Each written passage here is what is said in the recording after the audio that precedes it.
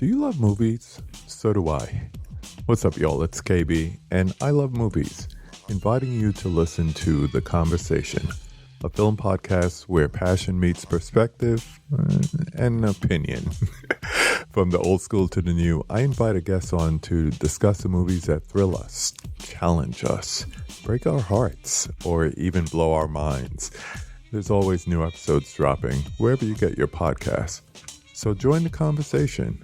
We don't just watch movies. We love talking about them too. The Conversation with KB Loves Movies, a part of Someone's Favorite Productions podcast network.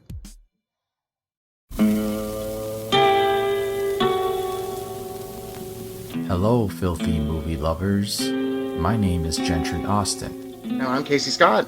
And we're the hosts of the Sin Syndicate, film podcast for something weirdos, anti-criterion bros, and Joseph Sarno aficionados. Join us semi-weekly as we peer into the adults-only theaters and sticky-floored cinemas of the golden age of sexploitation, when the morals were loose, the laws were murky, and the intercourse was all simulated. Find us now on the Someone's Favorite Productions podcast network.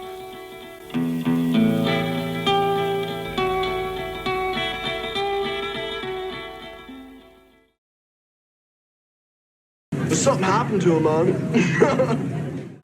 Hi, this is Mark, issuing a spoiler warning for this episode when Cleo and I start talking about Orphan and Orphan First Kill. My excited daughter spills the beans about Orphan First Kill. If you don't want spoilers, skip ahead about a minute once you get to that point and you should be safe. I left it in because I didn't want to excise too much of what she was talking about, and you get to hear me be confused about this confounding movie. Alright, enjoy the episode.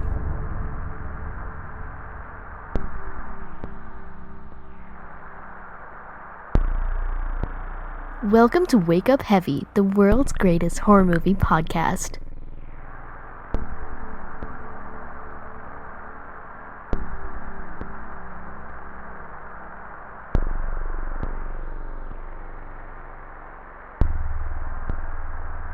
Did you start school? The 22nd. Okay, that's what I thought. Okay, you ready? Yeah. Hello, and welcome to Wake Up Heavy Recollections of Horror, the first official episode on our new hosting network, the Weirding Way Media Network. This is part of the Weirding Way. On Spreaker. Mm. I'm your host, Mark Begley, and I am, once again, joined by my daughter, Cleo. Hello. And we're going to go through our watch list for August 2022. Not as long because you started school on the 22nd. Yeah. That last 9 or so days. Didn't watch a whole bunch. Very sad. Continuing from the month before, and this was for an episode of the Culture Cast that I did. The last movie of July was Cloverfield, and the first movie of August was 10 Cloverfield Lane. And then we watched the Cloverfield Paradox. To round out that crazy trilogy. Definitely something. For an episode of my show, we all watched The Silence of the Lambs. I think your mom was a little bit upset that I asked you if you wanted to watch it and didn't ask her. But mom's always invited to watch movies with us. Lots of times there's like leaves and things in the mouth. And then we watched 16 Candles all together. Yes, and that started a little 80s teen film fest for the night, because after that we watched your first time watching Fast Times at Ridgemont High. Mm-hmm. Hey, you guys had shirts on when you came in here. Something happened to him, man. Which is a very different teen comedy than 16 Candles or any of the other John Hughes movies. A little bit raunchier, a little bit more real life stuff. And what did we watch after that? We watched Prey. And this was a rewatch, actually, for the both of us. This was, we knew we wanted to watch it again, and your mom wanted to watch it. That was a family watch. And we discussed that movie last time, I believe. Yeah. I had been wanting to watch this for a while. It finally popped back up on one of our services, HBO Max, I think. So we did a little Demon Child double feature here, starting with the original The Omen. Look at me, Damien. It's all for you. And then we watched Rosemary's Baby, following the theme. Yes. And our next theme continues a long-going theme for us of Stephen King movies. And this was, again, for a Culture Cast episode, which is out now for anyone that's listening. Hop over there. Starting with Children of the Corn. Outlander! We have your woman! And then we watched Maximum Overdrive. And then we watched, I'm happy we realized that the new one was on one of our, what was it on? Paramount Plus, I think? Yeah. That caught your attention. So we watched the original Orphan, and which is a rewatch for me. And then we watched Orphan First Kill, which was new to the both of us. Mm-hmm. So that was sort of another double feature of Orphan films and Killer Kid films. Got a string of those in here. Omen, Children of the Corn. And then we watched Upgrade. One of my favorite recent films. It was fun. That one and this one were sort of, what can we watch? And then we just picked something. Mm-hmm. And this is a favorite of mine. I'm not sure how you felt about it. I may ask you later. We watched my Blu-ray of Let's Scare Jessica to Death, which was the first time I'd actually watched it on Blu-ray. I bought it a while ago and had only watched the extras on it. I think this is our last movie. We watched one of the Lone Wolf movies. So Lone Wolf and Cub, Sword and Vengeance. I think it's supposed to be Sword of Vengeance. I might have mistyped that. Something. I'll have the computer fix it if it's wrong. It is Sword of Vengeance. So what out of those would you care to talk about more in depth, child? The ones that I have starred are Silence of the Lambs, Maximum Overdrive, and the 2 Orphan movies. Okay, well, start with Silence of the Lambs. I did a whole episode with some good dudes. Talked for a long time. What do you got to add? What do you got to add to that, kid? I don't really know. I just liked it. It was interesting to watch. I think the only thing that bothered me was that, like, I immediately got that he was making a skin suit, but it took, like, the whole movie to find out that, oh, yeah, he was taking, like, fabric patterns out of their skin. I kind of just knew that from, like, true crime stuff. Oh, well, what else would he be doing with the skin? He's making a skin suit. It's a case where we, as an audience, know more than they do. I don't know that we're supposed to be surprised along with her, but I guess some people, if they never see, I had read the book before seeing the movie, so I knew too what was going on. And it's spelled out much earlier in the book. They are learning stuff that we already know. I don't think it's supposed to be kind of a big reveal that that's what he's doing. Yeah. And you see him sewing. Yeah, that too. And it's obviously skin. So yeah. And we know who he is. It's not so much big reveals like who is the killer? Yeah. What is he doing? It's just like, how are they going to figure this out? Yeah. Are they going to find out where they are? And find out where he is, right? Yeah. I did like I don't remember her name, but the girl that did get kidnapped because she was just so mean to her at the end when she finally got there. No! Don't you leave me here, you fucking bitch! No! Yeah, we talked about that on the episode. I like how realistically that's done. Yeah. Not super. I mean, she's happy that the woman is there, but very frustrated that she's not getting her out immediately. And she, I'm assuming, kept the dog. Yeah. Because I think she walks out the house with the dog. So it's hers now. On that show, Clarice, which takes place after all this, she is a character in that show and she has the dog still. I love it. Not that that's canon or anything, but... Yeah. She kept the dog. I'm just going to say that. Yeah. And that dog was cute. Very prolific little acting dog. What was the other one you wanted to talk about? I have Maximum Overdrive and the 2 Orphan movies. What about Maximum Overdrive caught your attention? Just that it was insane. Oh, and the Wanda June character. Oh, yeah. I forgot to mention that on the episode, that there's a character with my mom's name. You told me that, and I was just like, huh? There's actually a play by Kurt Vonnegut Jr. called Happy Birthday, Wanda June. Oh, good that got turned into a movie. Played on TV when I was young, and I was like, what? Not the only time that name has been used in a movie. That movie was just so goofy. And I think when you first were like, oh, we're going to watch Maximum Overdrive. And I was like, isn't that the truck movie that Stephen King was absolutely coked out of his mind while like making or whatever?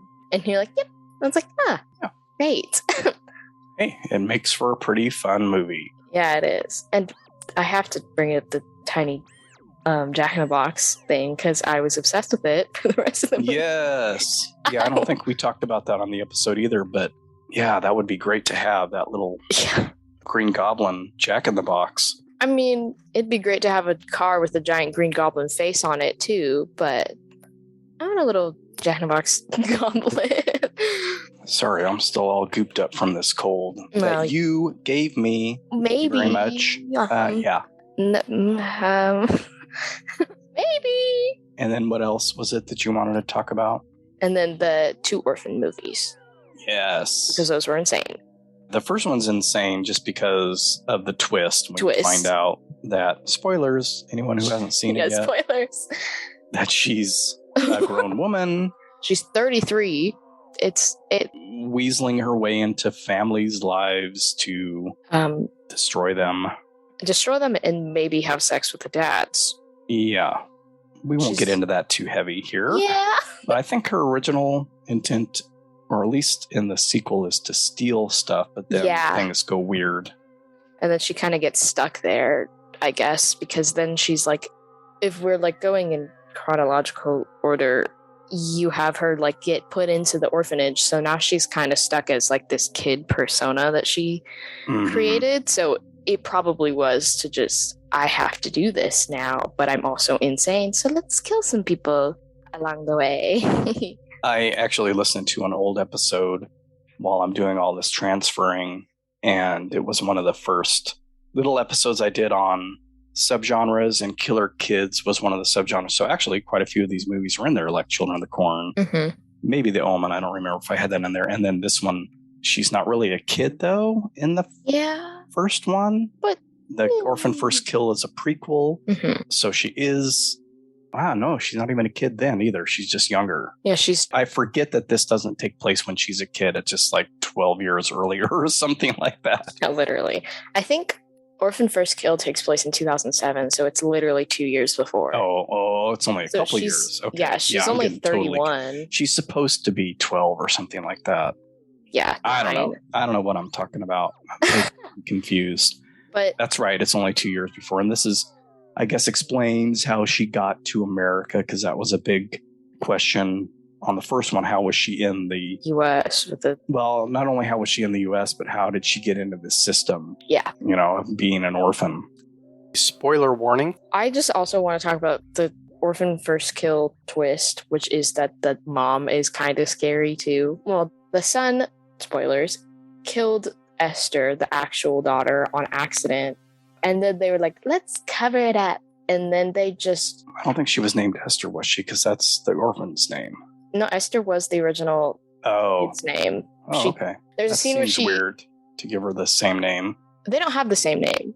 The chick, I don't remember what her name is, but she has a different name. She takes Esther's name because she is pretending to be her. Oh, right. Because she finds the missing persons thing. Yeah, I am so confused right now. She's not an orphan in First Kill. She's pretends to be the missing girl. Yeah, let's not get too much into the twist because this is a new movie. Yeah, but it's definitely strange. It's kind of crazy. It handles what could be a really weird movie with being a prequel, with the actress being 12 years older. I think that's where I'm getting the 12 years older thing. Yeah. So she was a kid in the first movie, a child actress playing a 30-something-year-old. Now she's 20-something playing a 30-something-year-old who's pretending to be a kid still. Yeah. What I loved about it was all the tricks. The walking on her knees, everybody in those funky platforms that you can see pictures of online. I love those pictures. Horse perspective. Apparently they CGI'd her face a little bit. Probably just made her I mean, you can still tell her face is totally different looking than in the first one. Yeah. but childlike enough. I like that they didn't go all in and like really try to convince us that this was a little kid still. Yeah, and I saw something where I think I did say this when we watched the movie too. I was like, if they really wanted to explain it, why she looks different, maybe she just didn't know how to, because she's wearing, they show her take off a bunch of makeup in the first movie, and then it reveals that she's like old, quote unquote old. So it's like maybe she didn't know how to do her makeup in that way yet 2 years before. Like stuff like that where you can explain it if you really wanted to. And I don't think they really cared. Yeah. They're like, everybody knows she's way older now. Yep. There's no point in trying to hide it so much so that it looks ridiculous. If they had taken her face from the old movie and slapped it on. And like deep-faked it. Like they do with CGI stuff now. And then have her be Uncanny Valley the whole time. It's just like, no, just would have sucked. It's a movie. Suspend your disbelief for an hour and a half and go with it. I wasn't expecting the twists that came up that made it even crazier than the first movie. Yeah, literally. And that scene where we do find out the twist in First Kill, and then she turns to her mom and she's like, Mommy! Like nothing happened. They're both kind of crazy, so. Look, I'm still putting on my kid persona, even though we can tell. Anything else about any of the other movies? I think that's it on my part. Do you want to talk about any of them? I was just going to ask you what you thought about Let's Scare Jessica to Death. Oh, I liked it. I liked the different vampire concept where she was actually stabbing people and it wasn't like, I'm going to bite your neck. She was just kind of poking holes in people, but with a knife. It was just interesting. It was, and I mean, I told you that I was like, oh, it kind of sounds like a Goosebumps title, which I liked immediately because I was like, this is fun. All her mental issues too was interesting. You okay? Don't tell them. They won't believe you. Yes. What, isn't this movie from like the 70s or 71? Sounds cool to watch in an older film. That's one of my favorite subgenres. I call it the hysterical woman subgenre. Yeah. The whole gaslighting thing where is the woman crazy or is this actually happening? And there's a ton of movies like that. And we can watch more of them. And a lot of them came out in the 70s because of certain social things that were going on then. It's a really quirky, interesting early 70s film that I like a lot. Yeah, it was fun to watch. I liked that movie. Okay. It's a little slow, so I wasn't sure, if you were enjoying it or not. But it was fun. Like, it had fun things. You know what I mean? Like, yeah, no, it's interesting. It's got a lot of interesting ideas. Yeah. All right, kiddo. Anything else? I don't think so. Well, enjoy the rest of your Labor Day weekend. Okay. And maybe we'll keep doing this if the timing's right on the end of the month and we can get something done on the weekends like this. We'll keep talking. Yeah. All right. I'll see you later. Thanks, Cleo. Okay. Boy, I sure was confused by that Orphan First Kill movie. Apologies for the spoilers that my daughter laid out. And apologies for my voice. I still have... It actually seems worse. My nose is pretty plugged up. So bear with me here on the first official episode on Spreaker as the new host of Wake Up Heavy. I'll go into a little bit more of that as far as the transfer, the RSS feed, and all that gunk at the end. On to my rewatches for August. I hit Red Dragon and Hannibal for that Silence of the Lambs episode. That has been out for about a month. I watched RoboCop on TV, came up on a channel, saw it in the theater back in the day. All-time classic Paul Verhoeven film, one of his great 80s American films. Speaking of Paul Verhoeven, who worked with Rutger Hauer quite a bit, I watched the not-so-great Rutger Hauer vehicle Split Second. That was for an episode of CultureCast, which is available now. This next film, I almost don't consider a rewatch because I've only seen it one time before. Notoriously hard to find. I don't know if it's ever had a DVD or Blu-ray release. It's quite possible since I don't keep track of that stuff like some people.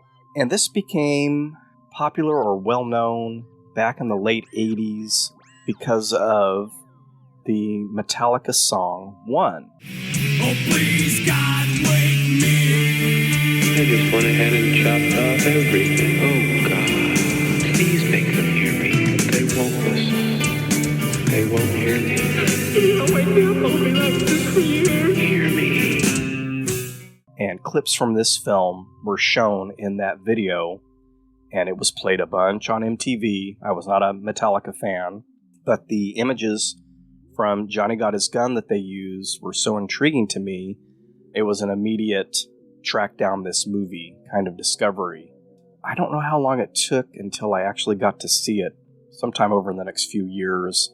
Probably my friend Staven rented it, and we watched it, and it is one depressing movie.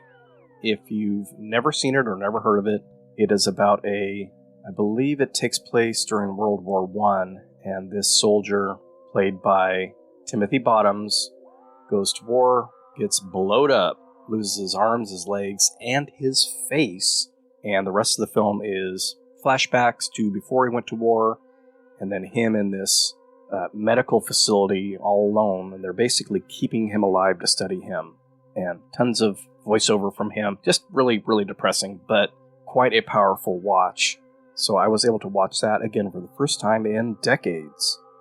This next film was on TCM because they were having a Jacqueline Bisset day, and I can never remember if I've seen The Deep before or not, so I put it in as a rewatch.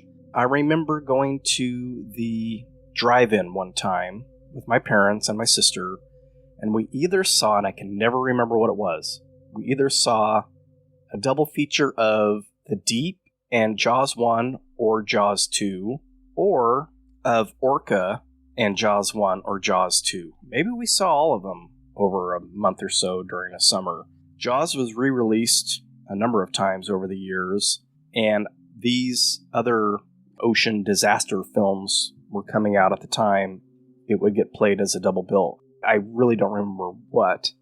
And not a whole bunch about this rung my memory bells, except for the wet t-shirt that Jacqueline Bisset wears at the beginning of the film.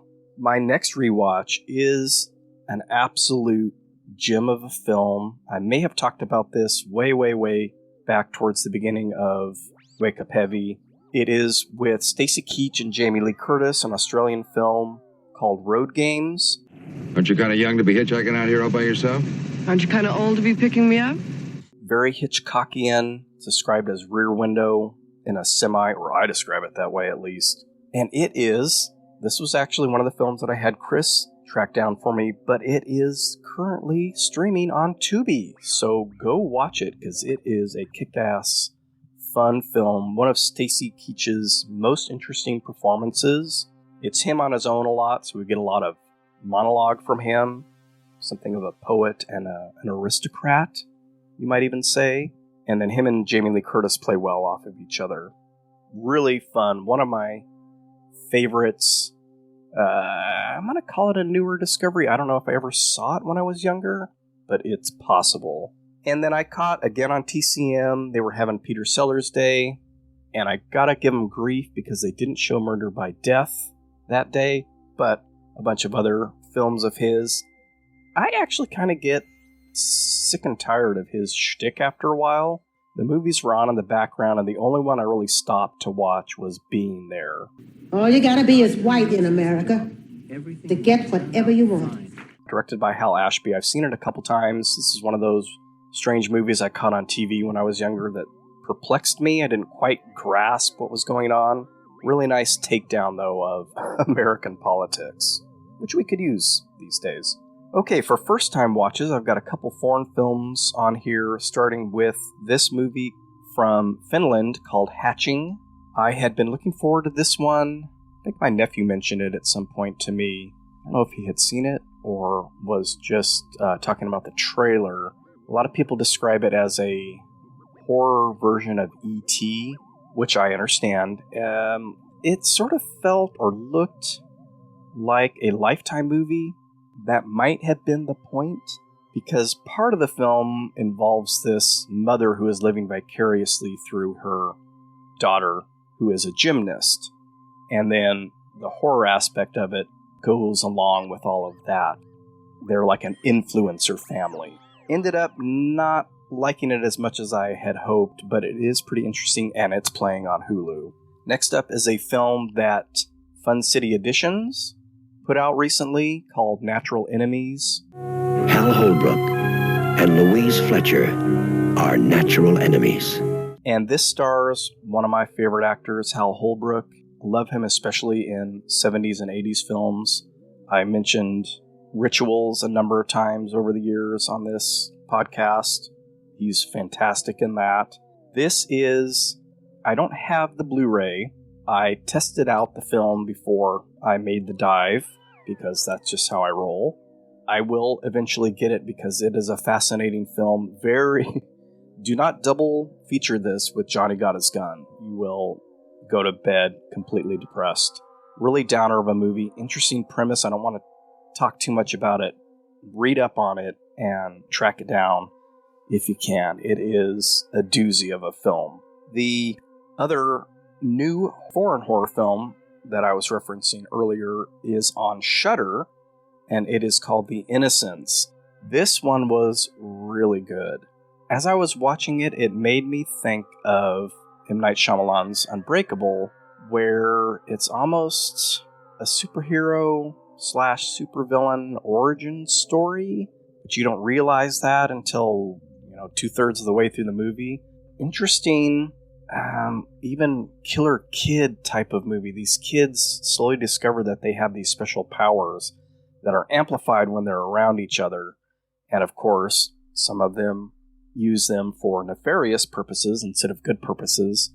There is animal torture and death in this, so if that's a bugaboo of yours, maybe skip it. And that is on Shudder, if I didn't already mention that. And also on Shudder, they have a bunch of the yokai monster movies up. And I don't know if this is part of that series, but it's sort of along those lines. It's called The Snake Girl and the Silver-Haired Witch. Interesting, I think late 60s Japanese ghost story.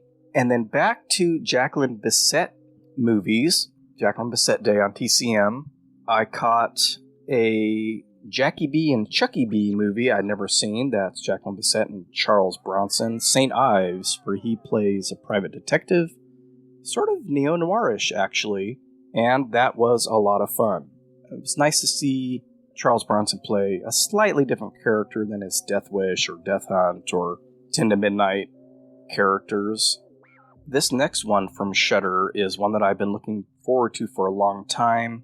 Mentioned it when Cleo and I watched It Follows, because it stars Micah Monroe, or Micah, I'm not sure how to pronounce her name, called Watcher. And it's being described as a slow burn. I guess it depends on your definition of slow burn. It is slow moving. It is one of those quote-unquote rear window type of films where she sees something out of her window. Not a murder, but a creepy person watching her. The film follows her quest to find out what's going on. There's some killings happening she's in Budapest, I believe. That might be wrong. It takes place in Bucharest. So she's in a foreign country, and that plays into it a lot, where unless you speak the language, because there's no subtitles when they're speaking, so we are at a loss as to what's going on just as much as she is, and that really sucks you into the film. Really enjoyed that aspect of it. She's great in almost everything she's in, and I really, this is top of the list for me for new watches this month. Also on the top of that list is a sleazy New York exploitation film that I've been hearing a lot about. I had Chris track it down for me. James Brolin in Night of the Jugular. That doesn't sound right. No. James Brolin in Night of the Jugular. They've pushed too far. He's over the edge, and he wants to get even. Night of the Jugular. Which is a confounding title. It's based on a book, so it might be explained in the book, and they just kept the title for the movie. I didn't see anybody juggling. Really gritty, dirty New York City movie. The villain of the film, played by Cliff Gorman, is just absolutely insane. Totally creepy. And then Dan Hedaya plays this unhinged cop who's after James Brolin, so he's insane too.